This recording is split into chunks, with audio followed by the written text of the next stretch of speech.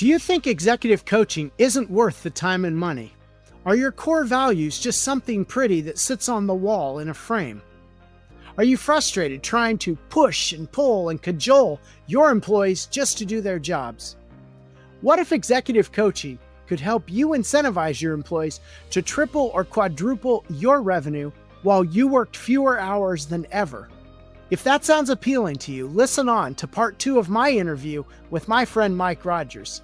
It will have you rethinking the value of coaching, core values for your company, and incentivizing your employees to tenaciously grow your bottom line.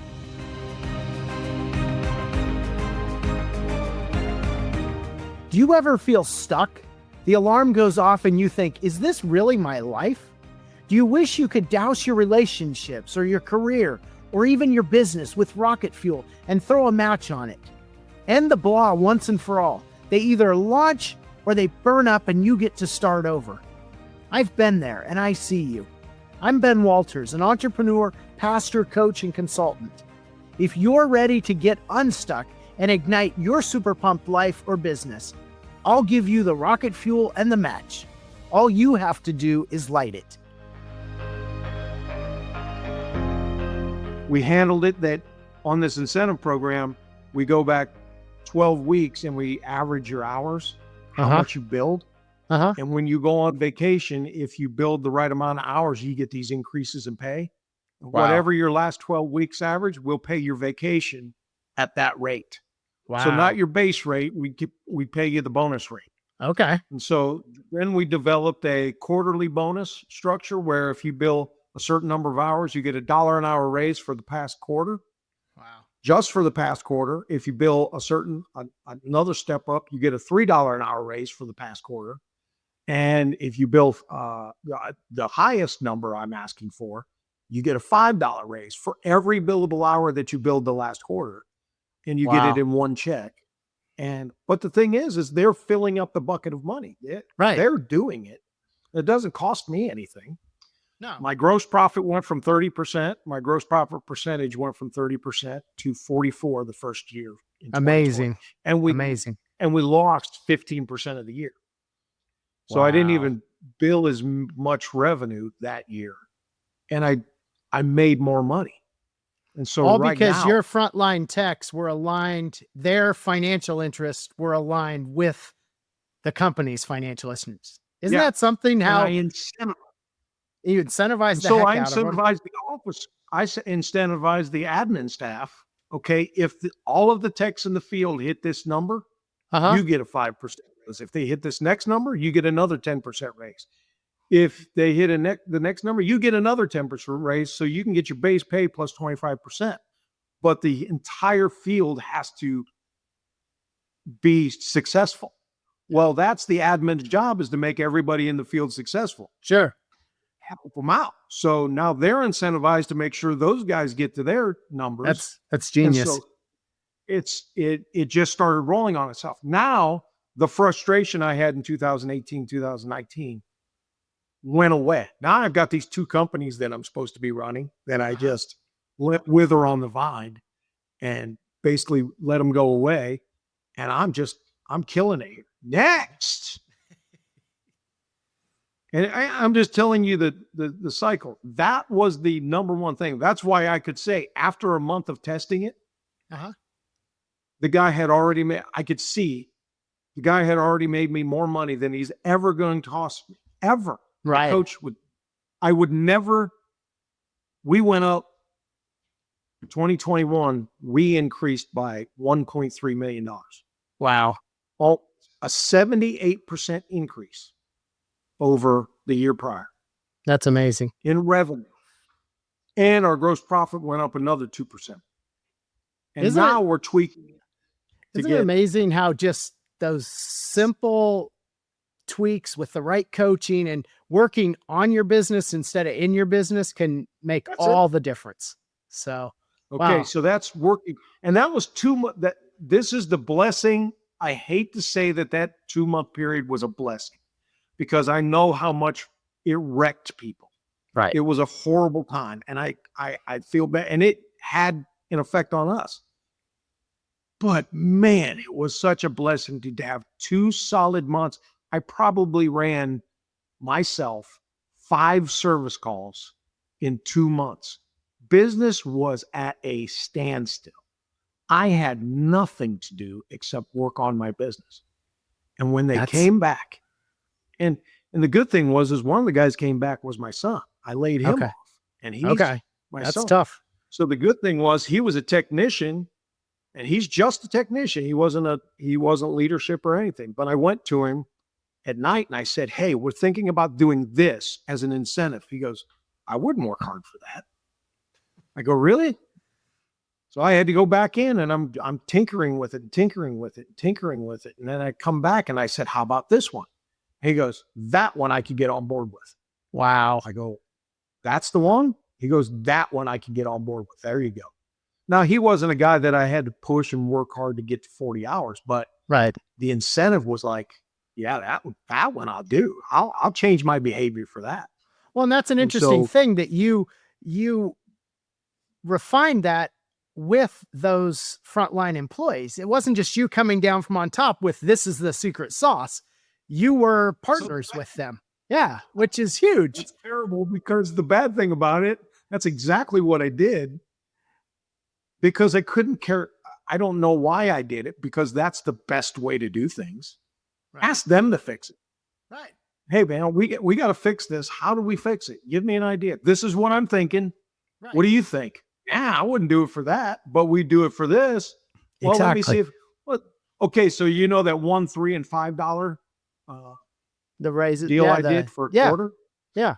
So one of my good tech, he was a good tech, but he wasn't a great tech. He was a good tech.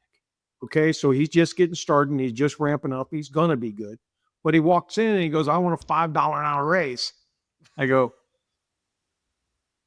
"So no way. There's no way we can give you $5 an hour raise. We show you the books. I show you the books. Here's your books. This you don't deserve." Right. But he walked out the door and he was okay. He says, "I'm not quitting or anything. It's just, man, I would like this." So I've got a great team. And I sat down with him and I said, "How could we give him a $5 an hour raise? You guys are saying we can't afford it, but how could we afford it?" Right. "Well, if he did this much billing in a quarter." I said, "Okay, if he did that much billing in a quarter, could we give him $5 for the last quarter?" You go, "There's an idea." And that's how it worked. The guy came in, wanted $5 an hour. "I can't give you $5 an hour, but here's how I can give it to you. This is how we can do it." He's like, and then I offered it to everybody. That's amazing. You do this amount of billing, and really it's 38 and a half hours, 40, average 38 and a half for a quarter, 13 weeks, 40 for 13 weeks, and 41 and a half hours for 13 weeks. And if you average the 41 and a half, here now, it's now $5 an hour. And if you're the number one biller for hours, I give you a $2,000 on top of that. Wow. That's amazing. I had guys last quarter that were fighting with each other in the meeting in the mornings. Like, I'm taking it. They're fine. I got 3 or 4 guys like, I'm going to win that. And so I've got guys that are begging for hours and just going on and do it. And I've got one standard here, a happy customer. And so if you overbill my customers, they're not going to be happy. And if it gets up to me, you're a dead man, and so they know you can't overbill a customer, which means you have to hustle. You have to do your job. You have to be on the job. And so that's a really hard thing to win because I have so many people going for it. So I usually get one good quarter out of a couple guys where they just try their heads off. And then the next quarter they go, and they take a break. Yeah. But they still get the bonuses, but they don't kill themselves like they did. Okay. We've got the customer base for that. Wow. It's a good thing. So now the next thing, and again, you go through this and you find out. I hired a couple guys and I said, "Man, if I had 50 of him, we'd kill it." Well, you find out you're looking for core values. And core values always sounded to me like just a touchy-feely. Touchy-feely. It's touchy-feely. Yep. So I had a guy, I won't go there. But the core values thing, we started in about 2022. Okay. So in 22, I started reading it. Natalie Dawson's book, Teamwork. got us started on it. Okay. And then I started this with this organization called EOS. Okay. It's Entrepreneurial Operating System. Just a way to run your business. It's a helpful way to organize. But we had about 7 core values, and we started hiring to those core values and what happens, okay, I'm sharing a lot, so I don't want to get too far into this, but as much time as you have, I'll share as much as you want. Yeah. But what happened is I've got a couple guys in here and we're losing people, and they're exiting out of the company, or we're exiting them out of the company because, man, they're just weird. Something about this. It just, Okay. And I didn't want to go back to that. I'm frustrated anymore. Sure. So I look at this teamwork book, read Natalie Dawson's book, Teamwork, and great, got a vision for the company. Now that I'm not starving to death anymore and my family's fed, which was the original reason to go into business, was just to feed my family. Yep. But you get to a point where that's not even an issue anymore. Sure. So for what reason do I have to be in business? So basically now my reason to be in business is to give every single tech that walks in the door at Jags Mechanical an opportunity to own a company. And so when I'm handing them, because I train guys from zero, they've never been in the trade. Okay. Some of these guys came from a cell phone store, were managers of cell phones stores and managers, and they were frontline workers in manufacturing, all kinds of things. Very few of them had any experience or went to an HVAC school. We like those guys because I don't have to untrain them. Right.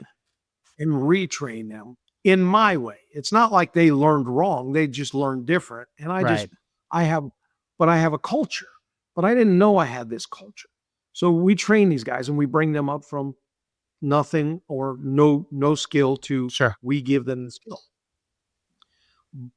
But I was missing on about 80%. So I bring in 10 guys and I'd keep 2. Okay. And that's tough. It just and costs so much money. Because you put a ton into your training. I mean, tell the listener about how much you're putting in per tech to train them up to get them proficient and how much time you're taking. Because this is a key thing with your business. $80,000 per tech, 6 months. That's amazing. And so that is a huge investment. It's a huge investment. So we basically got it down to a science right now to keep our gross profit percentage up.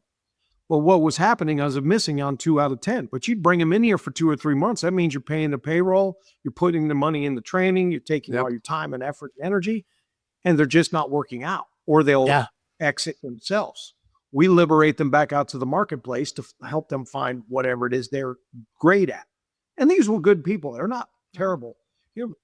But when we got to this core values thing, EOS really honed in on it. And EOS has a way of you hire them for their core values, no skills. You evaluate them on the core values. And if you have to fire them, you're firing them because they violated the core values. Okay. And we talk about core values. I live the core values. Now here's core values. Here is what the definition of core values. Ben, there's something about you that makes you successful. Probably 1 or 2 words could describe Ben in a nutshell. What are those 2 words? Can you think of them right off the bat? With my own life. Yeah. No, positivity, integrity, drive. Those. Okay. Number 1, I'll make a couple rules. These are the rules that were explained to me. I'm not the guru on this. Just explain. Integrity is not a core value. Okay. That's table stakes. Okay. Nobody's even allowed to work without having integrity. You're not even allowed to be in a job without having honesty and integrity, right? Okay. So those are out. Okay. It's a specific, so for you, it's positivity, right? Sure. For me, optimism. Yep. The second one is hunger. I'm hungry. Oh, yeah. Yeah. If I'm out there working, I'm just trying to make money for my family and trying to treat them as good. I had jobs that I loved, but another job came along that was better suited to give my family a better life. And even though I loved the job I was in, I went to do this one because my family meant everything to me, and I'm going to do everything I can to keep my wife at home raising the boys. Yep. And I'm going to do as good for them as I could. So I was hungry for that. Yeah. And the good thing is every job I went to was a better job, and I never had a bad place. Of course, that might be because I'm optimistic. Right. Your own brain tells you whether it's good or not. So the thinker and the prover right there. We're kind of going full circle, the thinker and prover. Right. And so you're in constant, never-ending improvement. And then we have tenacious and effective activity. I have to do something, and I'm going to do it until. And when I find out what it is, I'm going to do it as long as it's effective. And I have to do it. I can't wake up in the morning and do it another way. If this podcast was not going to be effective, and I think it's going to be effective, if it was done, I would have said, Ben, thanks for your time. It's already been an hour. Right. But I'll stay here for 2 hours as long as it's effective. Right. But that's a core value of mine. This is what I have to have. And what I found were people that don't have those values. Now, what you do in an interview process, now you have, you know how you go into an interview and you don't really know what questions to ask? Right. Now you're directed, right? Now I've got my core values at the back end. These are the core values I'm looking for from this question. Okay. This is what I'm grading him on. And that's what I want to know. And here's what it is. I don't really know whether they have my core values. I can just prove that they don't have. Okay. I can just exit you out of the line by asking this question. You give me the wrong answer. Sure. You don't have my core. I can tell you don't have it. Now, I can't tell you whether you are displaying my core values at all times. So what happens when they come here? They get a core value, company culture core value class in their first 90 days. Okay. I basically call it, this is the cheat code. You want to be successful here? I'm giving you the cheat codes right now. Okay. Here's the core values. Here's what we hired you on. This is what all those questions in the interview process were. This is what we did. Here's our core values. Now, if you want to be successful here, be a plus. We grade them on plus, minus, or minus. Okay. I just put their name, put the core value, and give them a plus, minus, or minus on each one of those words. And here you can have 3 pluses and 2 plus minuses. That's our minimum standard. Okay. If you drop below that, you're instantly on a performance improvement plan. We'll come up to you and say, this is the core value you're not displaying regularly. So what are those core values then? Like, are there five of them, 10 of them? What are they? 5. Okay. So what are those? Should be 3 to 7. 5 is perfect. 5's your sweet spot. So we combined a couple of them into phrases, like we call our tenacious effective activity. Before I had 7, one of them was tenacious, one of them was effective. Okay. So we just combined them into one and got to 5. But it says the same thing. You have to do things. Are scripture allowed here? Yeah. Good. Yeah. Good. I'm going to say it anyhow. Okay. Philippians 4:12. Everybody knows that scripture. Finally, brethren, whatsoever things are pure, good, just, think on these things. Okay. Thinking is wonderful. Thinking is great. Do you know what the next scripture says? 4:9. What?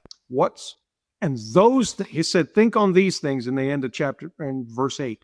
In verse 9, it says, those things that you've both learned and received and heard and seen in me, do. Oh, okay. That big old huge word. Don't just think on these things. If you've seen me display, don't do them. Yeah. And so activity is huge to me. It doesn't do no good. This E-Myth book came into my thing. I read it. Immediately, I put that book into my thinking in the way I did everything that book said, as hard as I could, as much as I knew. I did it because I'm afraid that if you know to do good and you do it not, to you, it's a sin. Right. And I just refuse to try not to be the biggest sinner in the world. And these things, if I have fear, that's where my fear lies. If I know to do good and I don't do it, I deserve what I get. Right. And so far, but if you do good, you deserve what you get. There's a just recompense of reward for either doing evil or doing well. Sure. Both of them are just. Right. And you get rewarded for them. Just which one are you qualified for? So that's my thought process. So those are my core values, 5 of them. 5 words. Now, all 5 of them weren't just me. Why did I get along with that guy so good? Why did my branch manager up in Columbus, we've got 2 branches now, so one in Cincinnati, one in Columbus. So my branch manager go, why do I like that guy? That guy was hungry. Oh, he's a hungry dude, man. So he's really good on hunger, and he's really good on tenacious and effective activity. And so I love the guy. If I had 50 of him, man, I'd kill it. Right. So why don't I just describe the guy that I want in these 5 core values? That's the people I love to hang out with and work with. So why don't I just fill my entire team up with just those people? Game changer.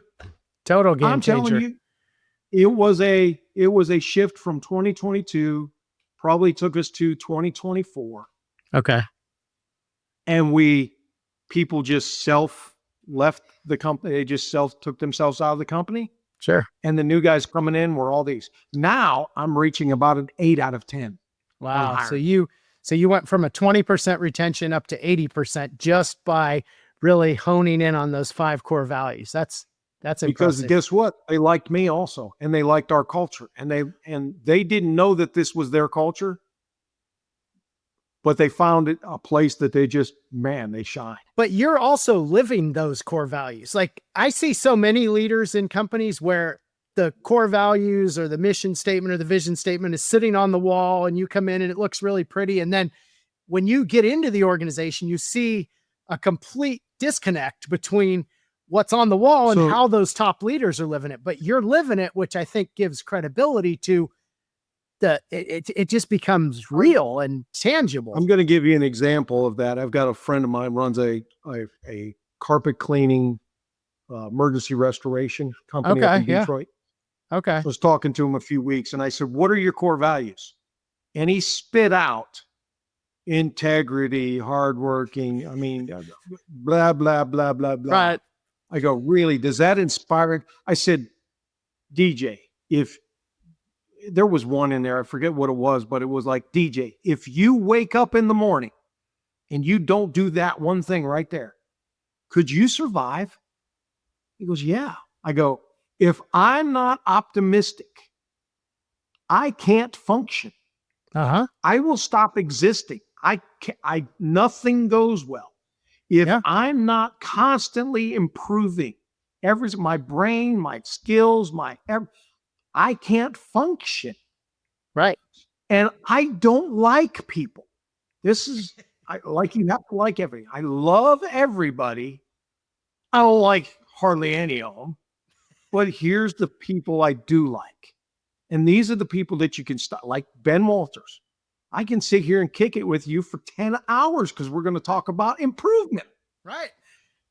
And I can do that for hours and hours. If we were talking about technology and I'm a technician, yes. Right. But the only reason I was a decent technician, a good technician, because I was so freaking tenacious that when I didn't know how to fix it, I stuck with it until I figured it out.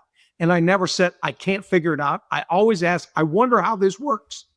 Yeah. And your brain keeps working until it finds an answer. And so I know these things work. So that's why, yes, if they're a bunch of hogwash on a wall, they suck. But if they are actually the guy that made this place successful and the 5 or 6 other people that are around you that you just loved being around, like, what is it about them that if you had 50 of those people, you would be killing it? Yep. Well, then go out and find 50 of them. Yeah. Because they're there. Yeah. They don't know they're there, but you can tell whether they don't.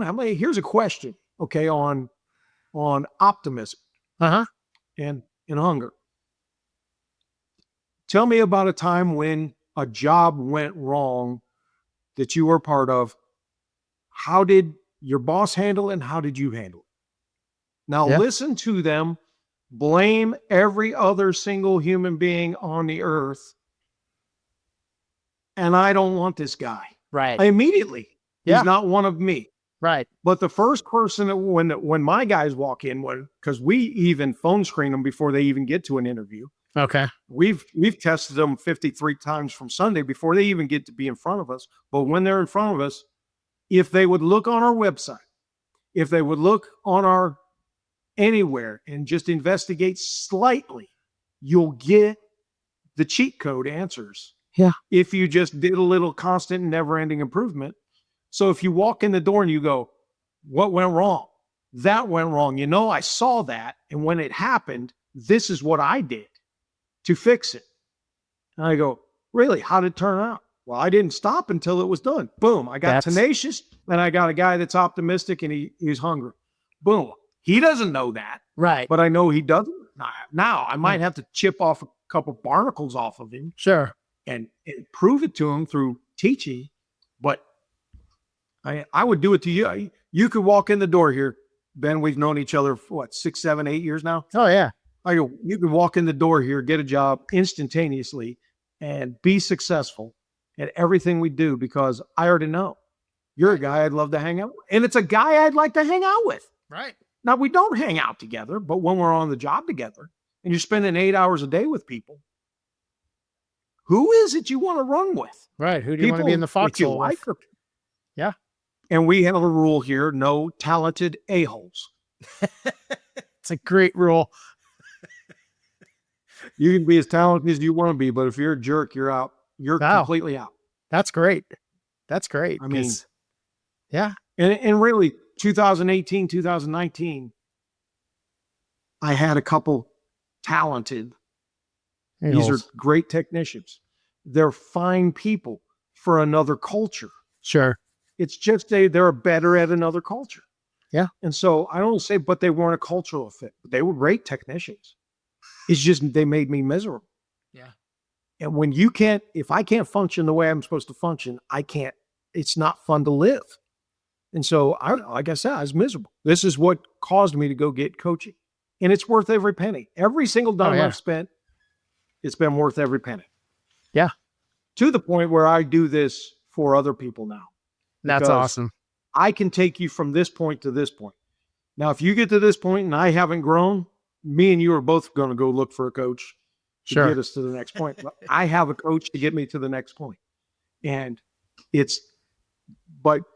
so that's my whole story. You've got the whole thing. So share a little bit, because you have expanded incredibly rapidly since this reset and the coaching and kind of the new way of incentivizing your people. Just talk a little bit about that growth in this 5-year period, because that's pretty, amazing. Okay, so what you guys have done. We were one.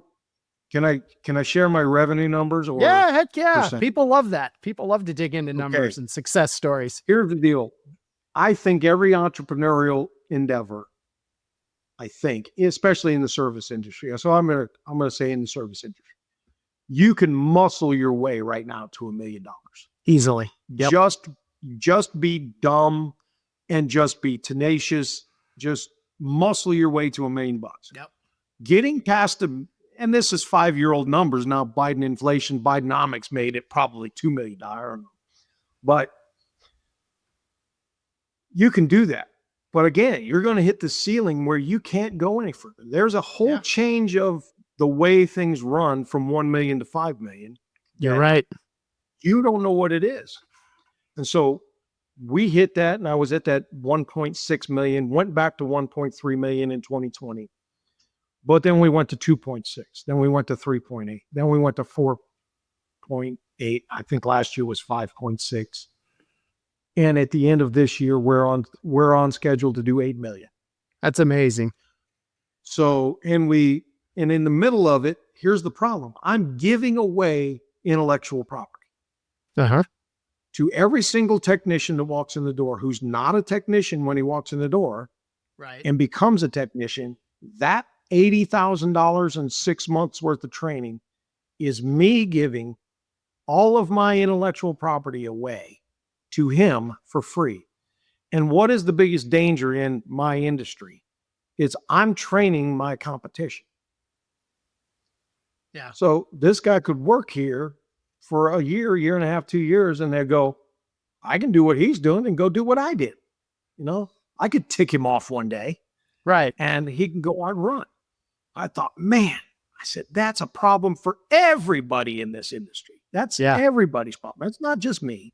No. Like, how do I handle that? And I'm sharing some secret sauce here, but if my competitors get hold of it, this is my attitude. If you do good by any human being in the world because of what I say, I did good in the world. So I don't care who benefits from this. What I decided was I have to figure out how to not let them become my competition. Okay. So I can lock them down with, non-competes. Those never work. All that crap. And that's just, I hate it. It's silly. I would have been mad if somebody would have came to me for that. Yeah. You do something dumb and I walk out the door. I'm not allowed to work in this industry for 2 years. Yeah. I didn't want to do that to people. So I wonder how. It was a 6-month process, 3-month process. I wonder how we do this. I wonder how I do this. We've got to expand into other cities, but I wonder how. I wonder how I'd get this done. It's a November night. I don't remember, 16th, 17th November. I'm sleeping. It's dead of night, 3:00 in the morning. I pop off the pillow, sit straight up in the bed, and I go, Chick-fil-A. Turned over, texted to my finance guy at the time, text Chick-fil-A at 3:00 in the morning to him, so I wouldn't forget it. Right. Yeah. We went back to sleep. He meets me here in the morning. He goes, what in the world are you texting me at 3:00 in the morning? Chick-fil-A at 3 a.m. He's thinking, should he go get you some nuggets? The boss needs some nuggets. What's going on here? They're not even open. I want a breakfast biscuit. Yeah. So we get there and I said, 3:00 in the morning, I came up with the idea. This is how we do it. Chick-fil-A, if you don't know, Chick-fil-A, you pay $10,000. You put your application in.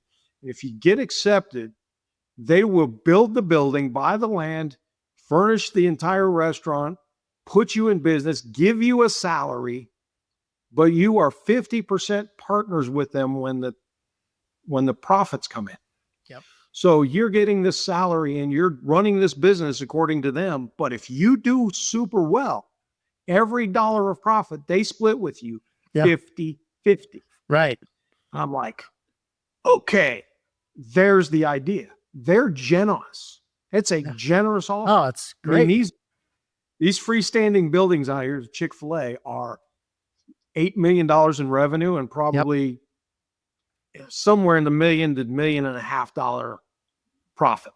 Yeah. And they're splitting it 50-50. So there's $750,000 to $900,000 for those owner operators. Wonderful thing. Now, it's nothing I could have done, but I came up with, it was the framework for, so what I did was, okay, I can't do that because you're just one guy and I just need one guy in Columbus. So what I did was I went up to Columbus and I bought a house. And I said, here's the house for you to move into, free of charge for 1 year. Now go live there and start working in Columbus, and we'll put our mechanism together and try to get you as many technicians as we can find. And within 8 months of him being there, he already had a team and already built one. It took me 10 years to get to $1 million from 2006 to 2016. It took him 8 months to get to $1 million in Columbus. That's amazing. Of revenue. And this is his second full year he's been there. He's almost at $3 million right now. So he's tripled your original business that took you 10 years to build because you partnered with him and you shared the wealth. Yeah. And I shared the wealth. He's getting paid an exponential amount. He gets paid on his gross profit percentage. He gets paid, his gross profit dollars over a year prior. I was just looking at numbers before we got on the thing. He was $700,000 at this point last year. And so at the end of 8 months, he was at $1 million. Wow. This last year, he was at 771. This year, he's at, I was 3 million. He's at 2 million. He's at 1.7 million. Okay. So his gross profit's close to 50%. So he's got another $500,000. He gets bonused off of that. Wow. He gets a big bonus off of that. But here's the good thing about it as the owner. I'm going to talk to a couple of guys that want to be the owner. I got to pay that this year. His 12% comes out this year. Guess who gets that 12% next year? You. That guy. Exactly. And it's like, And these guys will kill themselves to increase it again next year because they want a bonus again. Right. And so incentivize everything. Exactly. That is. And it's incredible. And everybody likes competition. Everybody likes to gamify work.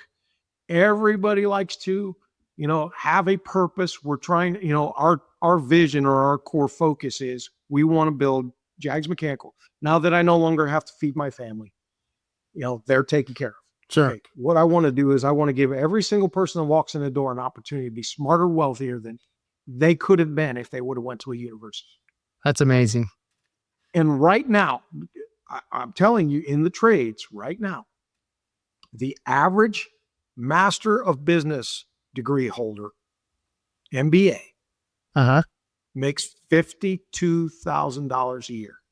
Okay. If you started Jags Mechanical with zero experience, without your bonuses, without anything, just a 40-hour week, you make $50,000 to start day one. So if you're 18 years old, no student loan, no 4 years of college, no 2 years MBA. And so the one thing that I would say, you do not have to get into my trade. You don't have to get into, but if you can learn how to do the job you want to learn by doing it through apprenticeship and tagging along with the guy that already knows how to do it. And if all these companies out here would, instead of looking, did you know this, Ben? It's a little nugget I picked up a couple years ago. Okay. The only reason that there were job qualifications on a job posting came from 1937 in the height of the Depression. Really? Because as soon as you put a job posting out, you'd get 5,000 people lined up to take that job. And all it was HR people, human resources people who were probably not called human resources. Right. Not back then, but yeah. I've just got to weed this down to a manageable number. So he started putting job qualifications up there to just get people to get out of line. Sure. And so now I've only got to talk to 10 people as opposed to 5,000. Yeah. So, and it just kept going and we kept using it and kept using it. Well, what happened in the last 5 years was there's way more jobs now than there are human beings to fill it. And so you better stop with this qualifications crap. Right. Come up with a way to find great people out here and not make them go $100,000 in debt to qualify for that job you're going to give them. And you're only going to give them $40,000, $50,000 a year to start with. Right. And they've got such an insurmountable mountain to climb. Yeah, they'll never. That they're miserable for 13 or 14. And they'll take the next job that gives them a next dollar because they have to have it. Yeah. You get a guy in here and you give them competition. And I gave them a way up to become the president of the company. I'm not even the president of the company. I'm not even the CEO anymore. But there's a guy sitting in the CEO office that started down there as a technician. Came in the door as a technician, never went to college. He's a master electrician, came in. I taught him the HVAC refrigeration trade. He's been excellent for I think it's 12 years now. I stuck him in the CEO role about a year and a half ago. Now we've got a leadership training program processed and procedured. If you want to involve yourself in it, you're qualified to become these leaders. And I've got a leadership available, a position available that I would love to do it from inside the company. Oh yeah. Love to do it by the company. But not everybody wants to do that. Some people just want to do their job and go home and make a good living. And that's great too. I love you too. Yeah. I love all of you. But I want to give people that want to do more an opportunity. I want people that want to just have a great job that I never have to compete with or never have to lose to my competitor because they gave them $1. Right. I'm trying to build a compensation system that nobody can beat. Right. And you have, and that's your secret, part of your secret sauce.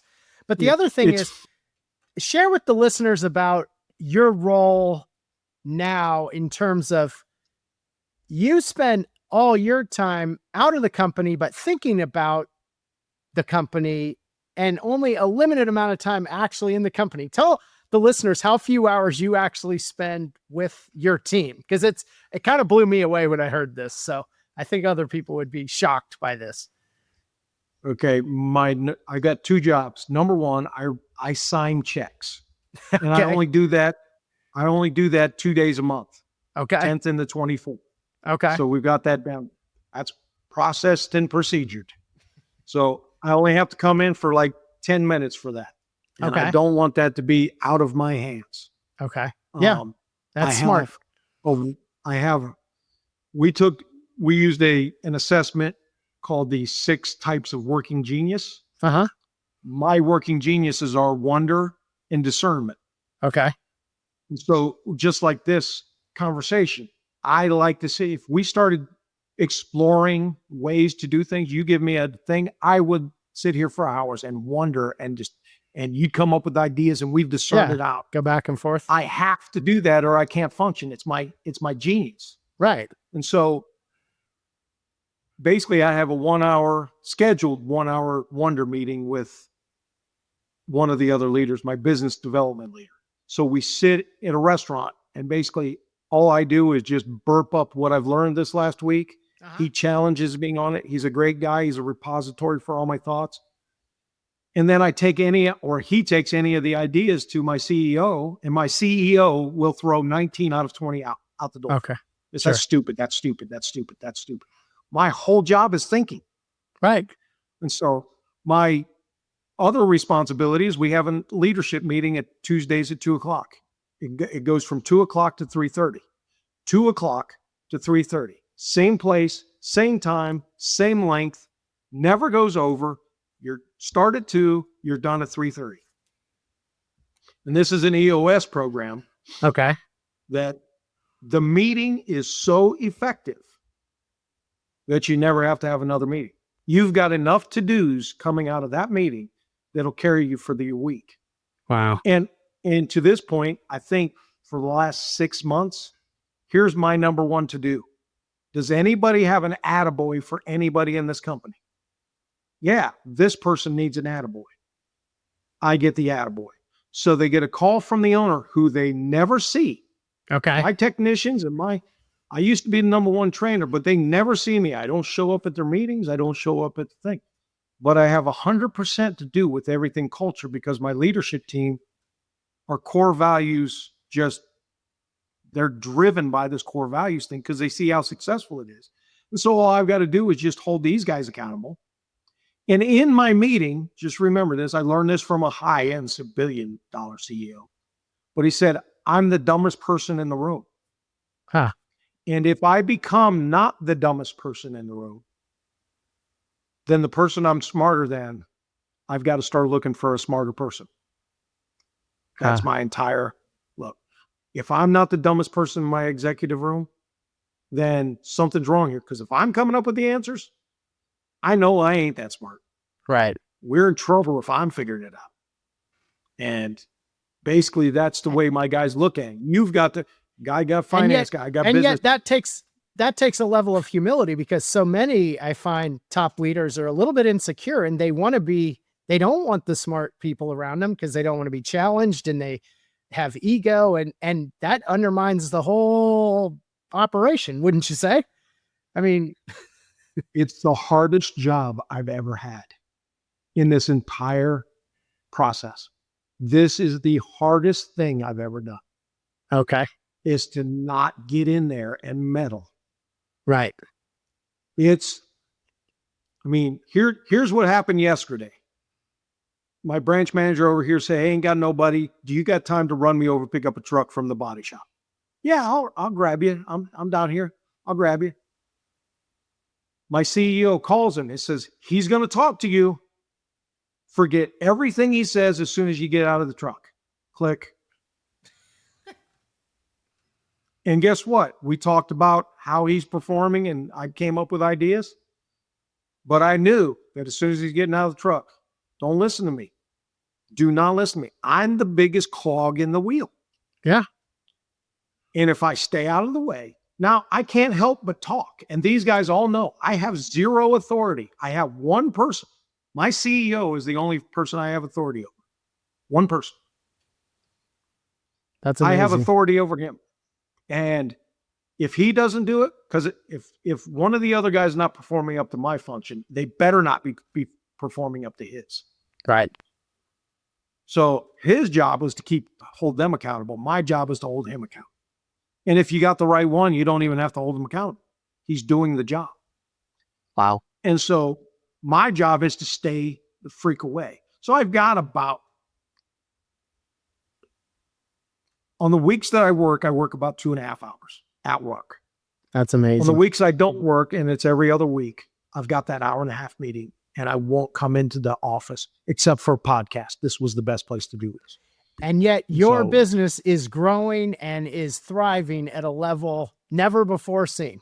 And when you filled every slot on your org chart, you were grinding and muscling and just hustling and all that. What you do. So you flipped it 100%.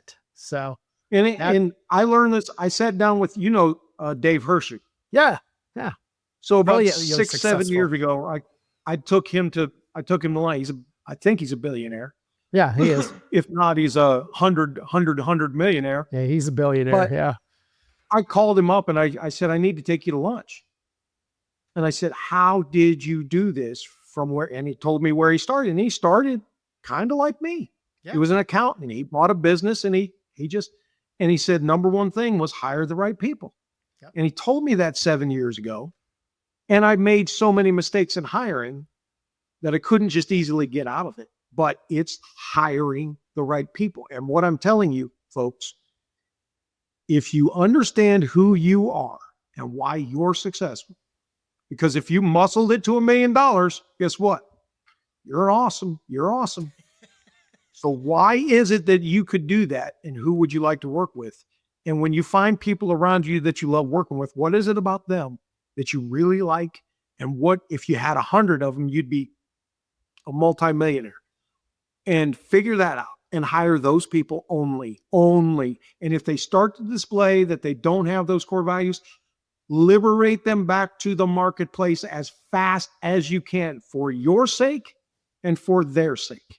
Okay. Because you're not doing anybody favors if they're miserable working for you and they're making everybody miserable around you. You're not doing them favors either by not letting them go. And you think you're being compassionate by keeping people. No. You're being way more compassionate by separating from them and letting them go find the place where they're going to thrive. Yeah. Because they're not bad people. They just don't mesh well with you. Yeah. And that's it. And Dave told me that, and he turned it into a $1 billion company.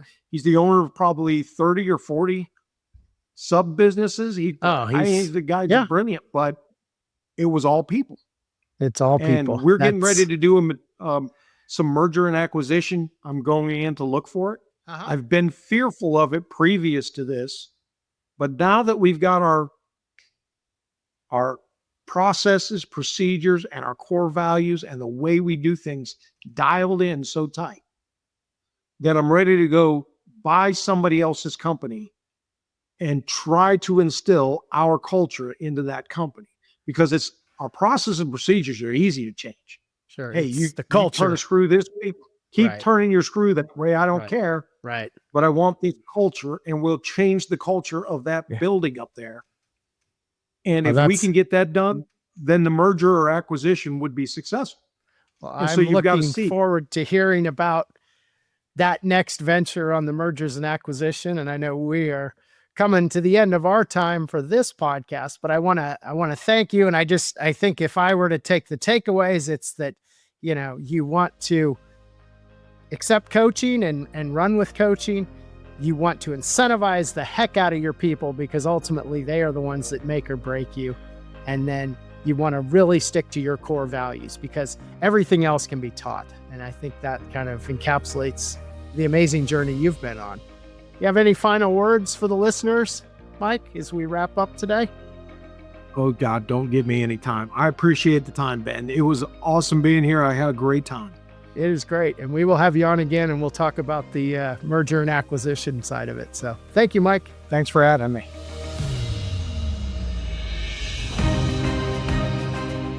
Thanks for joining me today on the Super Pumped podcast. If you enjoyed today's show as much as I did, I have 3 quick next steps for you. First, subscribe on Apple Podcasts, Spotify, or YouTube to make sure you don't miss future episodes. Next, leave me a review in your podcast app and tell your friends about the show so others can find and benefit from the Super Pumped community. And finally, to put the ideas from today's show into action, visit us at superpumped.com to view the show notes, book a complimentary consultation, or take our free business launch readiness assessment. Keep well, and I'll see you next time.